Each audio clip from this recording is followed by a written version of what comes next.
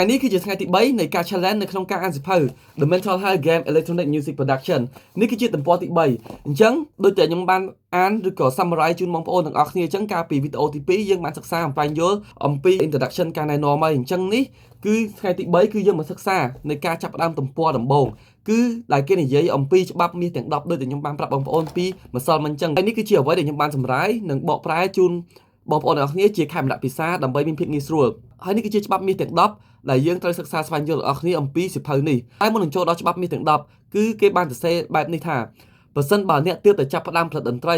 ឬសូម្បីតែអ្នកបានចាប់ផ្ដើមសាកល្បងធ្វើមួយរយៈពេលមកហើយក៏នៅមានរឿងជាច្រើនទៀតដែលគ្មាននរណាបានប្រាប់អ្នកអំពីការផលិតតន្ត្រីដែរអាស្រ័យទៅលើជ្រុងទស្សនៈដែលអ្នកកំពុងគិតដើម្បីចូលទៅក្នុងការផលិតតន្ត្រ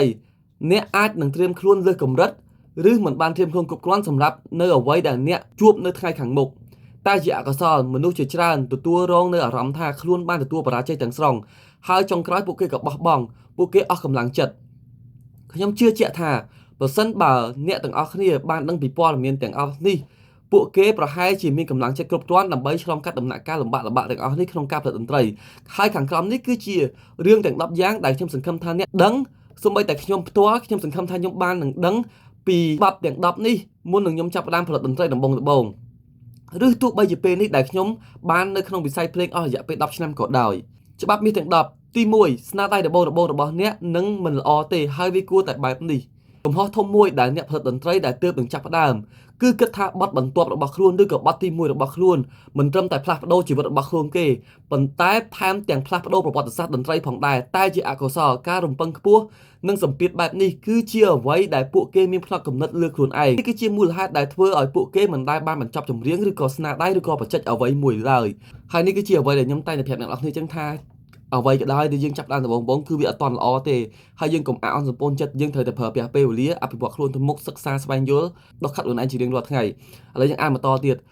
តអ្វីដែលអ្នកទើបតែចាប់ដើមដំបូងមិនអាចប្រកួតប្រជែងជាមួយអ្នកផលិតតន្ត្រីដែលមានបទពិសោធន៍យូរឆ្នាំផលិតរាប់រយបទនិងរាប់ពាន់បទច្រើនមកហើយទេប្រសិនបើអ្នកអង្គុយរយៈពេល1ឆ្នាំឬច្រើនជាងនេះដើម្បីព្យាយាមធ្វើបទដំបូងរបស់អ្នកឲ្យคล้ายទៅជាបទល្បីប្រចាំសតវត្សប្រវត្តិសាស្ត្ររបស់អ្នកគឺមានន័យថាអ្នកកំពុងតែបាត់បង់ឱកាសដ៏សំខាន់ដែលអាចបង្កើតបទចម្រៀងជាច្រើនទោះបីល្អមិនល្អឥតខ្ចោះក៏ដោយយើងមិនដឹងថាបទចម្រៀងមួយណាអាចផ្លាស់ប្ដូរវាសនាយើងបានទេអញ្ចឹងកន្លែងនេះមានន័យថាខ្លួនយើងទើបតែចាប់ផ្ដើមធ្វើភ្លេងដំបូងទើបតែស្វែងយល់អំពីកម្មវិធីស្វែងយល់អំពីវិស័យតន្ត្រីអ្វីមួយដែលយើងចង់បង្កើតយើងអាចយកខ្លួនយើងទៅប្រៀបធៀបជាមួយគេដែលគេមានបទពិសោធន៍រាប់រយឆ្នាំដែលគេមានបទពិសោធន៍ច្រើនឆ្នាំដែលគេធ្វើបទចម្រៀងបានរាប់រយបទរាប់ពាន់បទមកហើយយើងអាចមានសមត្ថភាពដល់គេអញ្ចឹងបើសិនជាអ្នកនរគ្នាអង្គុយចាំតែធ្វើប្រជិចមួយបទហើយយើងអង្គុយធ្វើរាប់ខែរាប់ឆ្នាំយើងអត់បញ្ចប់បទហ្នឹងទេយើងបាត់បង់ឱកាសច្រើនដើម្បីយកពេលវេលាដែលយើងមានហ្នឹងយើងទៅបង្កើតបទផ្សេងធ្វើបទផ្សេងហើយយើងសិក្សាយើងអភិវឌ្ឍខ្លួនទៅមុខទៀតហើយកន្លែងនោះបានគេនិយាយថាយើងមិនដឹងថាបទមួយណាអាចផ្លាស់ប្ដូរវាសនាយើងបានទេពេលខ្លះយើងធ្វើអាមួយបទហ្នឹងចប់យើងធ្វើ3 4 5បទទៀត10បទទៀតអីចឹងទៅអាចអា10បទហ្នឹងធ្វើយើងល្បី viral នៅលើ social media whatever ធ្វើយើងល្បីមកប្រើឬក៏អីអាហ្នឹងក៏ជាឱកាសមួយបើសិនជាយើងសំណាងអញ្ចឹងមិនថាយើងអត់ដឹងថាបទមួយណាបានផ្លាស់ប្ដូរជោគវាសនារបស់យើងទេឥឡូវយើងមកអានបន្តទៀតការពិតនោះគឺអ្នកត្រូវបញ្ចប់បទប្រហែល10ទៅ20បទសិនមុននឹងអ្នកចាប់ផ្ដើមរកឃើញ style ចង្វាក់ឬក៏សម្លេងរបស់ខ្លួនផ្ទាល់ត្រង់ចំណុចនេះសម្រាប់អ្នកដែលចូលចិត្តភាពល្អឥតខ្ចោះអ្នកអាចមានភាពថាលំបាកប៉ុន្តែបើអ្នកអាចដាក់ភាពល្អឥតខ្ចោះទុកមួយ like ហើយទទួលស្គាល់ថា project នឹងចប់ហើយបន្ទាប់មកយើងទៅបង្កើត project មួយទៀតយើងធ្វើបទមួយទៀតម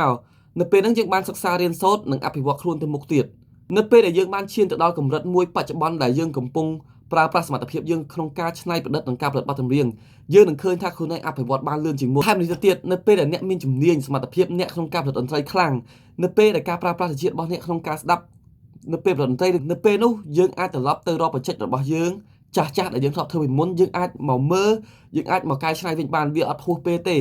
ហើយប្រជិតចាស់របស់យើងនឹងពេលដែលយើងបើកមកហ្នឹងយើងដឹងថាខ្លួនយើងបានអភិវឌ្ឍដល់កម្រិតណាតួយ៉ាងដូចខ្ញុំឥឡូវនេះខ្ញុំដល់ចំណុចមួយដែលខ្ញុំអភិវឌ្ឍខ្លួនដល់កម្រិតមួយដែលខ្ញុំចង់បានប៉ុន្តែខ្ញុំនៅតែខំប្រឹងទៅមុខទៀតខ្ញុំមានកម្រិតដែលខ្ញុំចង់បានទៅមុខទៀតប៉ុន្តែនៅពេលដែលខ្ញុំយកបច្ចេករបស់ខ្ញុំ2020 2022ឬក៏18 19ខ្ញុំមើលខ្ញុំថាអូពីមុនខ្ញុំដាក់អញ្ចេះខុសដាក់ reverb ចេះខុសដាក់ចេះខុសអញ្ចឹងខ្ញុំដឹងពីខ្លួនខ្ញុំថាអូខេខ្ញុំឥឡូវនេះខ្ញុំបានអភិវឌ្ឍខ្លួនហើយខ្ញុំសិក្សាដល់ចំណុចមួយផ្សេងដែលខុសពីខ្លួនឯង10ឆ្នាំមុនអញ្ចឹងពេលហ្នឹងយើងអាចដឹងថាអូខ្ញុំសប្បាយចិត្តហើយខ្ញុំបាន ប្រើប្រាស់ពេលវេលាដែលមានន័យរបស់ខ្ញុំអភិវឌ្ឍខ្លួនទៅមុខដោយខ្ញុំអត់ពជាពេលស្វែងរកភាពល្អឥតខ្ចោះហើយខ្ញុំចេះតែបង្ខំខ្លួនឯងធ្វើទៅរហូតទើបបានខ្ញុំបានដល់ចំណុចរាល់ថ្ងៃនេះឥឡូវនេះយើងចូលមកកាន់ចំណុចទី2ទាំងអស់គ្នាហើយចំណុចទី2គឺជាចំណុចចុងក្រោយគេនៃសញ្ញារបស់ទំព័រទី3ទៅទី4ហើយដូចតាមការសន្យាអញ្ចឹងថាខ្ញុំមួយថ្ងៃខ្ញុំនឹងព្យាយាមអាននិងបកប្រែជូនបងប្អូនទាំងអស់គ្នាឲ្យបានមួយសន្លឹកយើងអត់ចង់ឲ្យរៀនឲ្យមានភាពស្មុគស្មាញឬក៏ stress ទេយើងរៀនសប្បាយៗទាំងអស់គ្នាសភៅនេះខ្ញុំប្រាប់ចឹងខ្ញុំបានអានចប់ម្ដងហើយម្ដងកន្លះហើយតែខ្ញុំគិតថា2026នេះខ្ញុំត្រូវតែយកវាមកអានហើយធ្វើជាខេមរៈវិសាចែកជូនបងប្អូនទាំងអស់គ្នាឲ្យមានភាពស្វែងយល់ងាយស្រួលទាំងអស់គ្នាចូលមកកាន់ចំណុចទី2របស់យើងតែនេះដែរគេមានន័យថាស្ថានភាពកម្ពូលនៃស្មារតីរបស់មនុស្សយើងដែលអង់គ្លេសបានហៅថា peak state of consciousness ដែលគេបានហៅថា flow ខ្មែរយើងគ្រប់គ្នាហៅថា flow ហ្នឹងណាត្រូវបានចាត់ទុកថាជាស្ថានភាពមួយល្អបំផុតដែលមនុស្សគ្រប់គ្នាអាចមានបទពិសោធន៍កន្លែងហ្នឹងគេចង់មានន័យថាអា peak state of consciousness ហ្នឹងអាភាពស្មារតីដ៏កម្ពូលរបស់មនុស្សភាពច្នៃប្រឌិតអីហ្នឹងគឺមនុស្សគ្រប់គ្នាទាំងខ្ញុំទាំងអ្នកអាចមាន experience អាចមានបទពិសោធន៍គ្រប់គ្នាប៉ុន្តែវាអត់ស្ថិរភាពនៅមួយយើងរហូតទេហើយកន្លែងនេះគេនិយាយថាចេះតពលិកខ្លាំងអ្នកផ្សងព្រេងដែលសាហាវបានបន្ថយជីវិតពួកគេគ្រប់ស្ថានភាពហើយពួកគេទាំងអស់នោះមិនមែនមនុស្សឈួតទេយើងប្រហែលគិតថាចំអ្នកខ្លះអ្នកអតពលិករត់20 30 40 50គីឡូមួយថ្ងៃអ្នក adventure អ្នកសងព្រេងទៅតាមជ្រៃភ្នំចលងធំឆ្លងកាត់ម្នាក់ឯងធ្វើ vlog ធ្វើអីអត់ខ្លាចស្លាប់ទេពួកហ្នឹងគឺមនុស្សឈួតមែន no គេមិនមែនមនុស្សឈួតទេប៉ុន្តែព្រោះតែការឈរនៅលើសមត្ថភាពគឺជាវិធីមួយដើម្បីបង្កើនស្ថានភាព flow ទាំងអស់នេះតែគ្មានអ្នកណាម្នាក់អាចស្ថិតនៅក្នុងស្ថានភាពបែបនេះរហូតបានជានិច្ចទេហើយនៅពេលដែលខ្ញុំនិយាយថាគ្មានអ្នកណាម្នាក់ខ្ញុំមានន័យថាគ្មានអ្នកណាម្នាក់ពិតមែនមូលហេតុគឺស្ថានភាពកម្ពូលនៃភាពច្នៃប្រឌិតមានពេលឡើងមានពេលចុះនិងមានពេលខកចិត្តវាដូចជាផ្នែក2នៃកាក់អញ្ចឹងវាអាចមានមួយឬក៏អត់មួយទេបើមិនបើអ្នកមិនដាក់ខ្លួនឯងឲ្យឈានទៅរកការពង្រឹងសមត្ថភាពហើយមិនហ៊ានបន្ថយនឹងការបរាជ័យកម្រិតផ្ដោតអារម្មណ៍របស់អ្នកនឹងមិនមានកម្រិតខ្លាំងគ្រប់គ្រាន់ដើម្បីឲ្យអ្នកចូលទៅក្នុងស្ថានភាពនៃកម្ពូលចិត្តនេះឡើយសរុបសេចក្តីមកកន្លែងនេះគេចង់មានថាអតពលិកឬក៏អ្នកផ្សងព្រេងពួកគេហ៊ានបន្ថយបន្ថានយកជីវិតរបស់គេហើយគេហ៊ានទទួលស្គាល់ការបរាជ័យហើយគឺជាការពង្រឹងសមត្ថភាពរបស់គេអញ្ចឹងនិយាយក្នុងន័យយើងជាអ្នកភ្លេងវិញបើសិនអ្នកនរគ្នាអត់ផ្ដោតអារម្មណ៍បើសិនអ្នកនរគ្នាអត់ហ៊ានបន្ថយបរាជ័យបើសិនអ្នកនរគ្នាអត់ពង្រឹងសមត្ថភាពខ្លួនឯងទេយើងអត់អាចទៅដល់ចំណុចកម្ពូលណាបើសិនជាយើងហ៊ានពង្រឹងសមត្ថភាពយើង take risk យើងបន្ថយគ្រោះថ្នាក់យើងប្រឈមមុខរឿងអីក៏ដោយយើងហ៊ានធ្វើនៅលើវិស័យអ្វីដែលយើងធ្វើអញ្ចឹងមានថាថ្ងៃណាមួយអា peak state of consciousness ភាពដល់កំណត់ចម្ពោះកម្រិត flow របស់យើងនៃការធ្វើភ្លេងឬក៏ការផលិតភ្លេងឬក៏សមត្ថភាពរបស់យើងគឺវាខ្លាំងទៅតាមនឹងបើសិនជាបងប្អូនអត់ពង្រឹងសមត្ថភាពបងប្អូនអត់ហ៊ាន take risk អត់ហ៊ានបន្ថយខ្លួនឯងទេយើងនៅតែចំណុចដែលយើងនៅអញ្ចឹងយើងអត់អាចប្រវត្តិខ្លួនទៅមួយ step ទៀតបានទេហើយយើងបន្តទៅទៀតអានេះគឺជាចំណុចចុងក្រោយហើយគឺជាចំណុចចុងក្រោយនេះហើយកន្លែងនេះគឺចំណុចទី3យើងនឹងអានថ្ងៃស្អែកទៀតឥឡូវនេះខ្ញុំសូមបង្ហាញជូនអ្នកនរគ្នាគេនិយាយថាចេះបើសិនអ្នកជាអ្នកធ្វើការយ៉ាងច្រើនក្នុងពេលតែមួយដែលអង់គ្លេសបានហៅថា multitasker ឬចូលចិត្តនៅជុំវិញការរំខានផ្សេងអ្នកនឹងគ្មានឱកាសឈានទៅដល់ស្ថានភាពនោះទេស្ថានភាពនោះគឺ peak state consciousness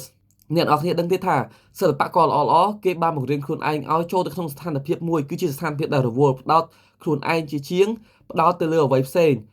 ឬក៏ផ្ដោតខ្លួនឯងញឹកញាប់ជាជាងមនុស្សដទៃហើយពួកគេក៏យល់ដែរថាប្រហែល 90% នៃពេលវេលារបស់សិល្បករទាំងអស់ត្រូវតែជំរុញខ្លួនឯងឲ្យធ្វើការមិនថាអារម្មណ៍អ្នកពេលនោះយ៉ាងណាក៏ដោយទោះយ៉ាងណាក៏ដោយត្រូវតែបង្ហាញខ្លួនបន្តទៅមុខនិងវឹកហាត់សិក្សាពង្រឹងសមត្ថភាពខ្លួនឯងជានិច្ចកុំរងចាំពេលវេលាត្រឹមត្រូវកុំរងចាំពេលវេលាល្អមកដល់ស្ថានភាពកម្ពូលនឹងមករកអ្នកនៅពេលដែលអ្នកណាដែលព្រមធ្វើការដោយមិនគិតអំពីអារម្មណ៍ខ្លួនឯងប៉ុណ្ណោះអរគុណអ្នកនរគ្នាសម្រាប់ការតាមដានសង្ឃឹមថាបងប្អូនយល់អំពីចំណុចទី1និងទី2នៃច្បាប់មាសទាំង10បើសិនបងប្អូនមានចម្ងល់អាចខមមិនសួរនៅខាងក្រោមអរគុណអ្នកនរគ្នា